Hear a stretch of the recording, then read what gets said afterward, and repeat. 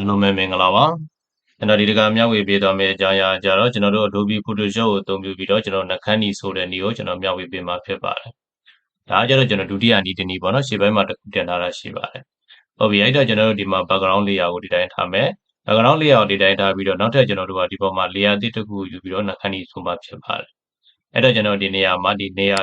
new layer ပေါ့နော် new layer ကိုတစ်ချက်နှိပ်လိုက်နေပြီးတဲ့အခါကျရင်ဒီ layer 1မှာကျွန်တော်တို့ကပါထားပြရမယ်ဆိုဒီမှာ normal ဖြစ်နေတဲ့ဟာကိုပါထားပြမယ်ဆို multiply ကိုရွေးချယ်ပေးမှာဖြစ်ပါတယ် multiply ကိုရွေးချယ်မယ်ရွေးချယ်ပြီးတဲ့အခါကျလို့ရှိရင်သူ့ကိုကျွန်တော်တို့က color ပေါ်ဖေးတော့မယ်ပေါ့နော်အဲ့တော့ color အုပ်မှာဖြစ်တဲ့အတွက်ကြောင့်မလို့ကျွန်တော်တို့ဒီနေရာမှာ solid color ကိုရွေးချယ်လိုက်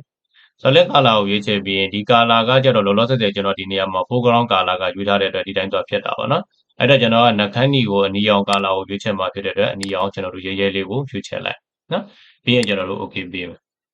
okay ပေးပြီးတဲ့အခါကျရင်ကျွန်တော်တို့ကလက်ရှိဒီမှာရောက်နေတဲ့ဟာကိုဒီအနီရောင် color ကိုကျွန်တော်တို့ကဒီဘက်ကိုပြန်ထားလိုက်မယ် layer mask ကိုထားမယ်ပေါ့နော်အဲ့ဒါ layer mask ကိုထားမှာဆိုတဲ့အတွက်ကြောင့်မလို့ကျွန်တော်ဒီနေရာမှာ keyboard ကပြီး control နဲ့ I နဲ့ကိုတွက်နေလိုက်အဲ့ဒီကမနှိပ်ပဲနဲ့လေဒီမှာသွားလုပ်လို့ရတယ် image တွေရပြီးတော့ adjustment တွေရပြီးတော့ဒီမှာ invert နော် invert လုပ်လို့ရတယ် control I ကိုသွားနှိပ်လိုက်ရင်လည်းအတူတူပဲနော်ဒီမှာသွားထားမယ်ပြီးရင် control နဲ့ I နဲ့တွက်နှိပ်လိုက် control I နှိပ်ပြီးတဲ့အခါကျတော့မှကျွန်တော်တို့ကဒီပေါ်ကပြီးတော့ layer mask ဖုံးထားတဲ့ဟာကိုပြန်ပေါ်မှာဖြစ်ပါတယ်အဲ့တော့ကျွန်တော်တို့ keyboard ကပြီးကျွန်တော်တို့ဒီနည်းနည်းဆွဲလိုက်မယ်နော်ကျွန်တော်ဇွန်းချက်လိုက်မယ်ဆွဲပြီးတဲ့အခါကျရင်ဒါလေးကိုကျွန်တော်တို့ကပြန်ပြီးတော့နှခမ်းနီဆိုမယ်ပေါ့နော်ဒီနေရာမှာတော့နည်းနည်းလေးကျွန်တော်တို့လက်ကိုငြိမ်ငြိမ်လေးထားရင်တော့ပို့ပြီးတော့လှတယ်ပေါ့နော်ဒီရက်တက်လေးကျွန်တော်တို့ထားလို့ရတယ်ဒီပေါ်မှာထပ်ပြီးတော့ဒီလိုဆွဲလိုက်လို့လည်းရပါတယ်နော်ဒါဆိုတော့ကျွန်တော်တို့အဆင်ပြေသလောက်ရှိပါပြီ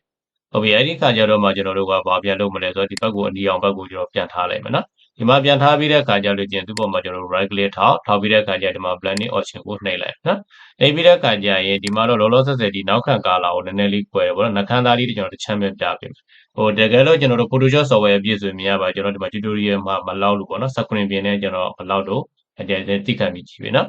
အဲ့တော့ဒီအောက်ကပြီးကျွန်တော်တို့ကနည်းနည်းလေးဒီဘက်ကိုဆွဲလိုက်